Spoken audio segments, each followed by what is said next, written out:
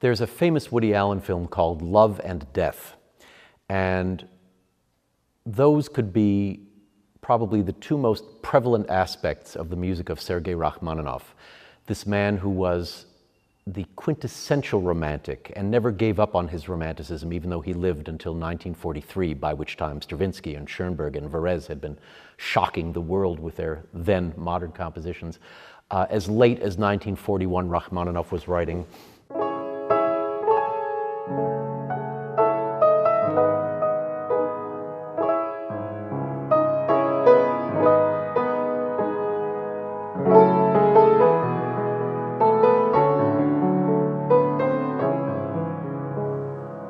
in his symphonic dances. In the Second Symphony, we have a slow movement of overpowering romanticism. Coupled with that romantic personality was a wonderful morbidity of which we are the everlasting beneficiaries. He was apparently obsessed with death, and all through his music, there are references, if not outright quotations, of one of the most often used themes in classical music, the Dies Irae. It's from the Old Catholic Mass from the Dead. Probably its most famous first use was by Hector Berlioz in the Symphonie Fantastique.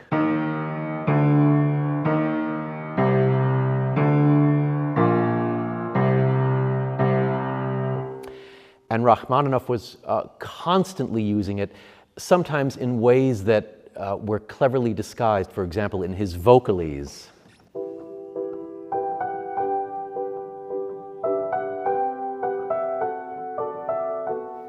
The first four notes.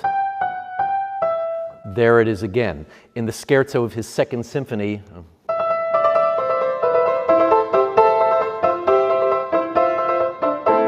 if you take the first note off the horn theme,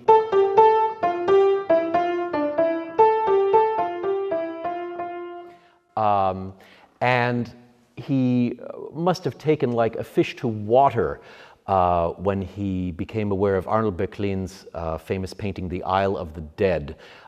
This was a great inspiration to him, so much so that he immediately planned a symphonic poem.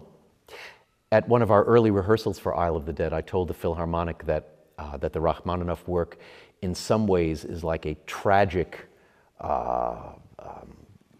otherworldly inverse of Richard Strauss's symphonic poem Death and Transfiguration, which opens up with its protagonist dying, looking back on his life, realizing that the ideals, that the aspirations that he had sought all his life were never within his reach, and he dies a frustrated man, only to go to heaven and achieve world transfiguration.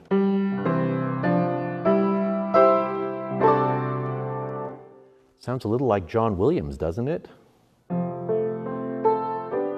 But I digress. Anyway, in the case of Rachmaninoff, it opens up with a motif that sounds like a turbulent ocean, the rowing of a boat, and indeed the subject of the painting is a boat going toward this huge, still, rocky, forbidding-looking island, the island of the souls of the dead, if you will. And there's a white, ghostly figure standing in the boat before a coffin. And so to evoke this rowing and this churning sea, Rachmaninoff gives us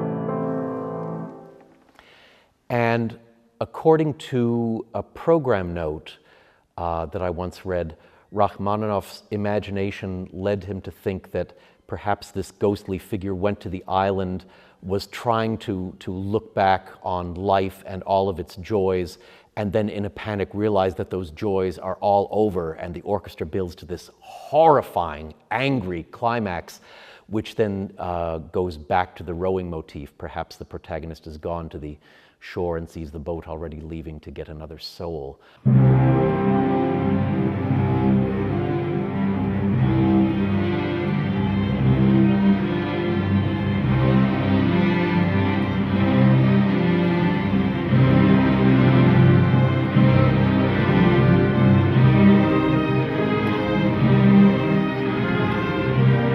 Rachmaninoff said that he hoped that his symphonic poem would evoke such strong feelings of dread that anyone listening to it would be shocked, if not horrified, at the sound of a knock on the door. Modest Mussorgsky's symphonic poem Night on Bald Mountain is usually performed in the edition by Nikolai Rimsky-Korsakov. Rimsky-Korsakov and Mussorgsky were very good friends, and after Mussorgsky's death at the age of 42, Rimsky-Korsakov took it upon himself to create performing editions of his late friend's music. In so doing, he would occasionally take out things that he felt were either the result of Mussorgsky's being a little overly ambitious or untutored in music. He would smooth out what he felt were rough harmonies and irregular rhythms. And many decades later, the great conductor Leopold Stokowski came along and created his own performing version of Night on Bald Mountain. He said it was closer in spirit, if not the letter, to Mussorgsky's originals, which he said that he had seen and studied.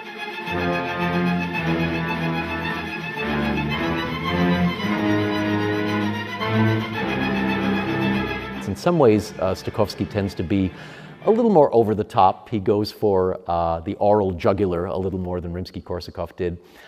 There's one wonderful episode that you will not hear. There's a little brass fanfare in the Rimsky-Korsakov version that is utterly missing from the Stokowski version. So for those of you who will miss it, I will remind you that it's...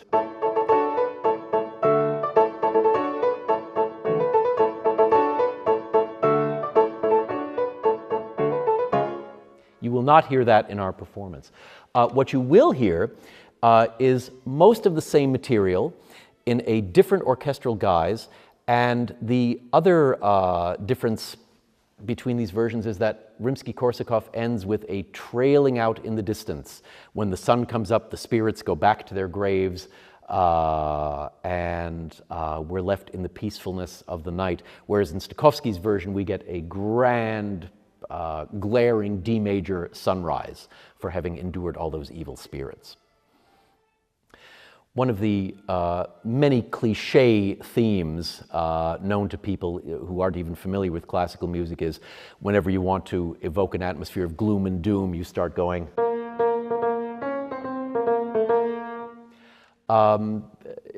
It's important to remember that the original version of that piece really is incredibly beautiful and very moving. It's the slow movement of Chopin's B-flat minor piano sonata. And the very last work that Sir Edward Elgar created for orchestra was an arrangement of that same funeral march. He took it from B-flat minor up to C minor, which enabled several instruments to be able to play the theme that would have otherwise been out of their range.